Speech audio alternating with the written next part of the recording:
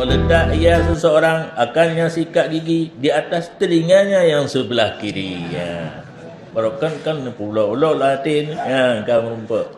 You know, to go, you know, to go. Kelangki. Li khabarin bihi law.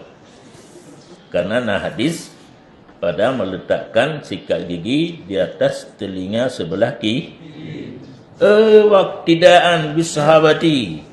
Lihna hadis mengikut dengan sahabat. Rupanya sahabat Nabi na tika igol secret apa bak kunyung rawi ya. Kakuatlah Nabi na diu para sahabat gebubut. Itanya bandua. Sahabat tak ikut hadis Nabi pita. Cocok.